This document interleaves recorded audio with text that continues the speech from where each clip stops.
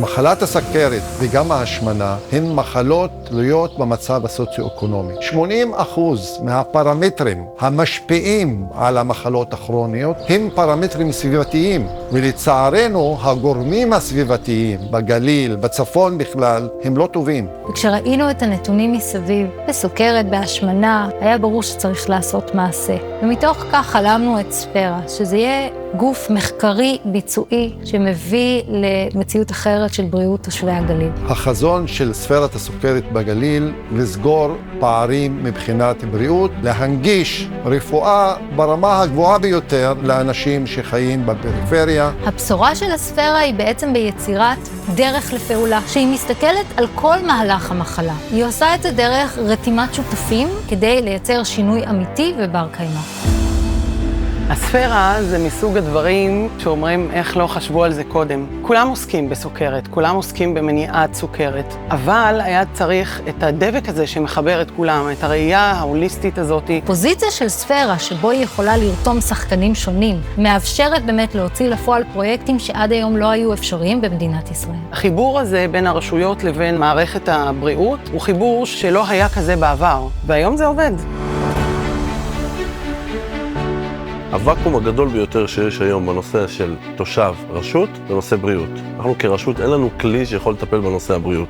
בא ספירת הסוכרת והרים את הכפפה החשובה הזאת. קחו, זה הכלי, בואו נלווה אתכם. בואו נעזור לכם, בואו נעשה את זה הכי טוב למען התושב. היום משרד הבריאות מוביל תהליך לאומי של הקמת יחידות הבריאות ברשויות המקומיות. ספירת הגליל נבחרה כשותף מרכזי בשותפות הלאומית הזאת. הם בפועל בונים את העתודה הבאה של מנהלי יחידות בריאות בשלטון המקומי. לפני כניסת ספירה לרשות סכנין, לא הייתה כל התעסקות של הרשות בכל העניין של בריאות הציבור. המטרה של יחידת הבריאות זה להגביר את המודעות בקרב התושבים. יחד עם זאת אנחנו מנסים לפתח תשתיות מקדמות בריאות, כגון מסלולי הליכה, מסלולי אופניים, מתקני ספורט, שיתאימו לכלל שכבות הגיל. השותפות הזאת עזרה לנו לתרגם את האסטרטגיה למציאות בפועל. אנחנו נהנים מליווי אינטנסיבי של מיזם ספירה, גב מקצועי שמלווה אותנו לאורך הדרך בכל שלבי התכנון והביצוע.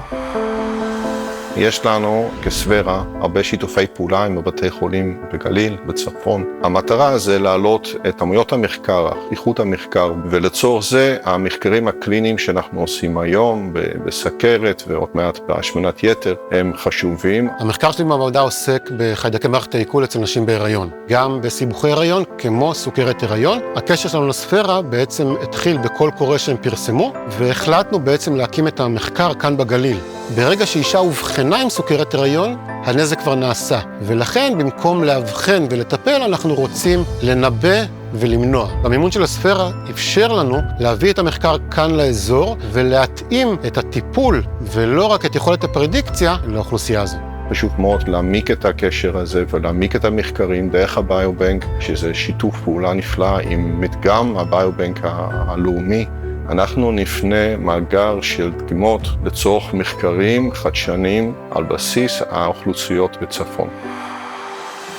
יש לנו היום במחוז 50,000 חולי סוכרת. יש לנו עוד מספר לפחות דומה של טרום סוכרתיים. שבאה הספירה וציין לנו עזרה בתחום הסוכרת, לא חשבנו פעמיים. פרויקט טרום סוכרת הוא פרויקט משותף עם הספירה, בו אנחנו עובדים ביחד למניעת סוכרת. תוכנית הספירה עוסקת בהדרכה וחינוך המטופלים שלנו לשינוי אורח חיים בריא. אנחנו לא יכולים להסתפק ברפואה הטובה ביותר שאנחנו יודעים לתת, בלי להתייחס לכל שאר הנושאים שמשפיעים על המטופל עצמו ועל חייו.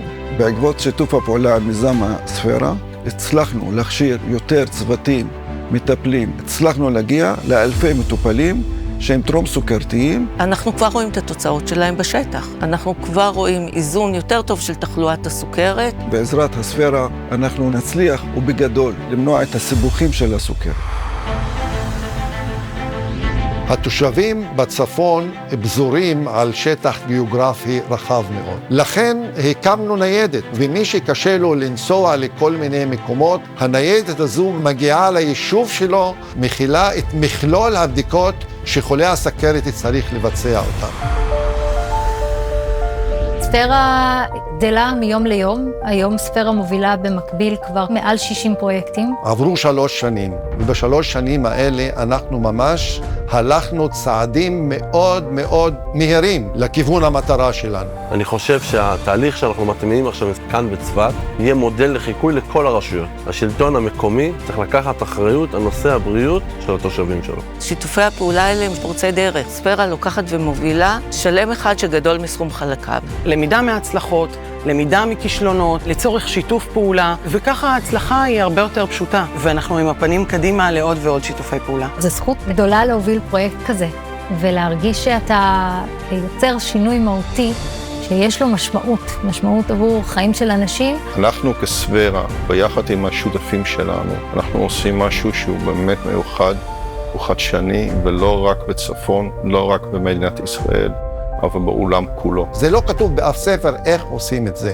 אנחנו עכשיו ממציאים את ההנחיות איך לשפר את בריאות האוכלוסייה בפריפריה. ומה הלאה? הלאה זה רק התחלנו. אנחנו נמצאים היום במקום אחר, אבל אנחנו גם יודעים להגיד איך הגענו למקום הזה, מהי הדרך, מה הכלים, מה המפה שלנו לצמצום פערים.